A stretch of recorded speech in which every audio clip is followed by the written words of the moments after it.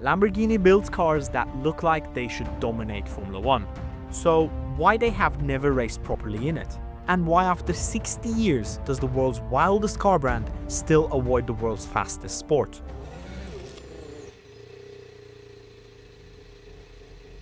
Lamborghini's story doesn't start on the racetrack, it starts in a garage, with a broken clutch. In early 1960s, Ferruccio Lamborghini wasn't a supercar icon. He was a tractor guy, a rich one, but still a tractor guy. And like a lot of Italian men with too much money, he bought a Ferrari, and hated it. The car was brilliant, the engine was magic, but the clutch, it kept failing. So Ferruccio drove to Maranello to complain, not as a rival, just a customer who knew machinery and wanted something fixed.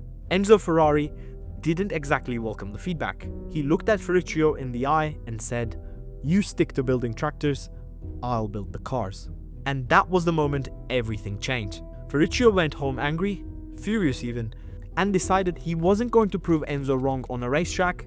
No, he was going to beat him where it hurt the most, the road. And that's how Lamborghini was born. Not out of racing, but pride. A rivalry created before a single Lamborghini ever existed.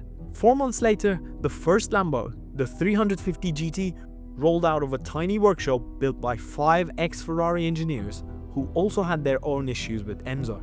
From day one, Ferrari and Lamborghini were enemies. But here's the twist. It was never a racing rivalry. Ferrari lived for motorsport, Lamborghini wanted to do nothing with it. While Ferrari built F1 engines, chased championships, and raised their reputation through racing, Ferruccio believed something completely different. If your road car is good enough, you do not have to race to prove it. To him, racing wasn't a proving ground, it was a distraction, a money pit, something only brands desperate for validation needed to do. That philosophy is the foundation of why Lamborghini never became an F1 giant.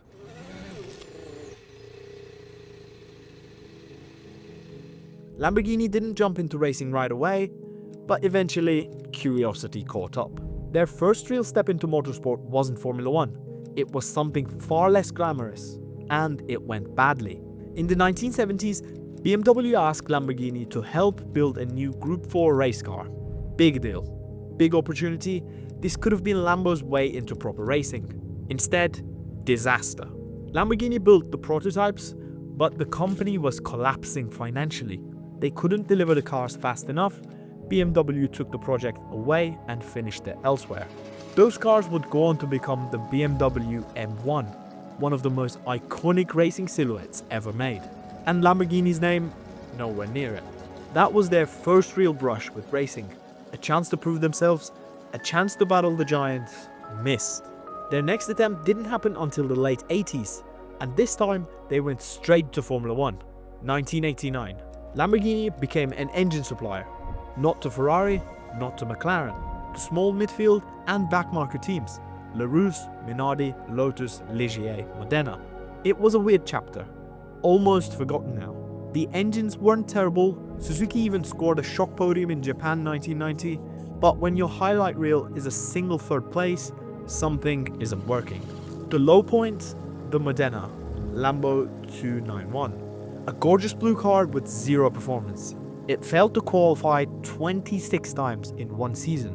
26. Imagine showing up to school 32 days in a row and getting turned away at the door. That was Modena.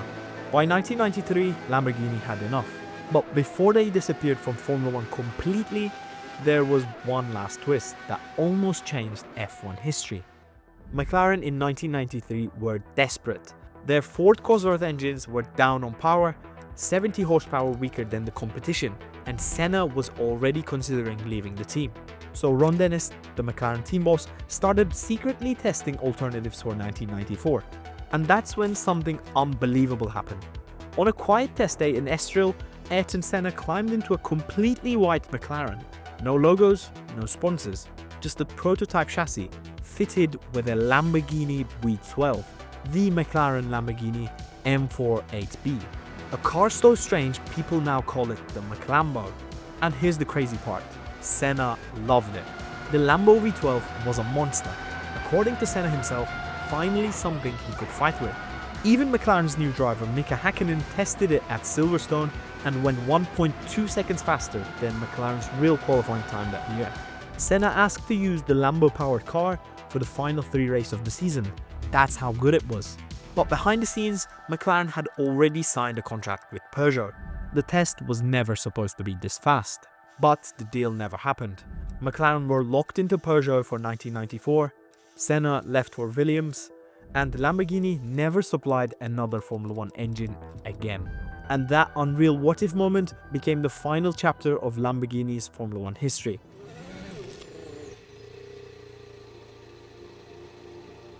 Lamborghini's brief Formula 1 experiment revealed something important about the company itself.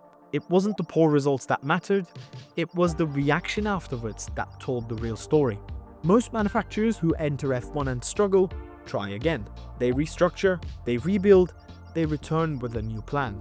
Ferrari rebuilt in the 60s and 70s, Mercedes left, then came back stronger than ever. Honda failed with McLaren, left, returned, won championships, and then left again. Even Porsche, with all the ups and downs, they kept a foot in the top level motorsport. Lamborghini, they walked away and never looked back. Just silence. And that silence told Volkswagen everything they needed to know. Years later, when the group began evaluating which brands should enter Formula 1, Lamborghini wasn't even a part of the conversation. Because inside VW, the conclusion was clear. Lamborghini builds icons, dream cars, poster cars. But Formula 1 demands something different.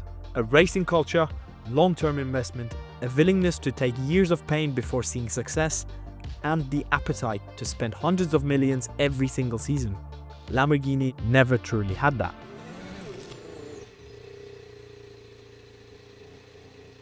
If Lamborghini's Formula 1 story ended quietly, their hypercar story ended even faster.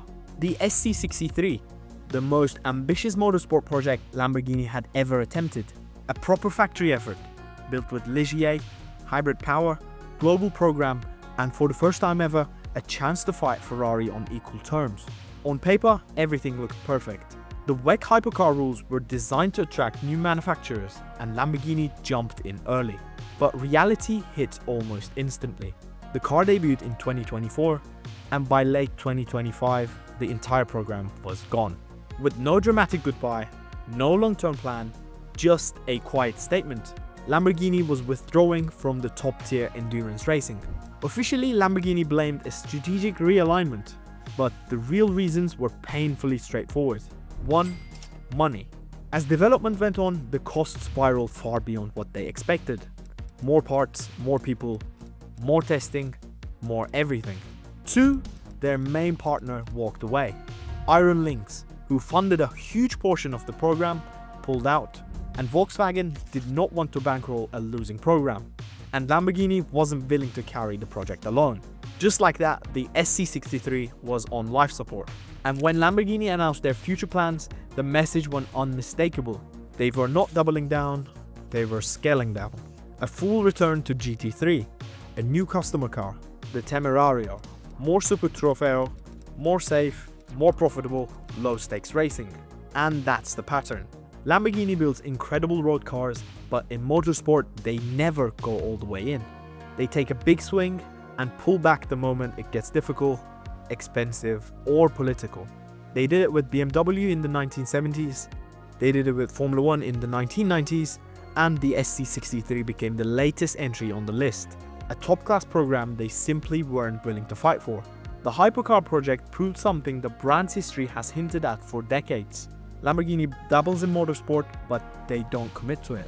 And if a hypercar program, cheaper, simpler, and far less brutal than Formula 1 was too demanding to survive, then F1 was never going to be an option.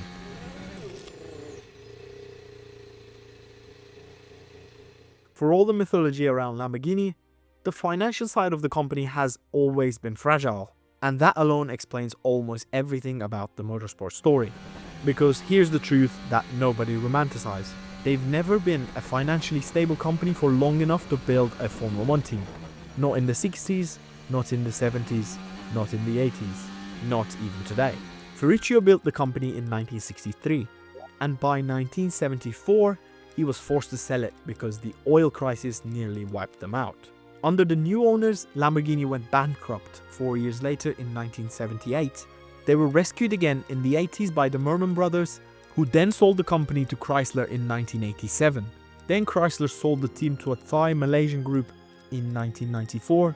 Then that group sold again in 1998 to Volkswagen. Only then did Lamborghini finally get long-term stability. It's a miracle the company survived, let alone build poster cars like Diablo and Aventador.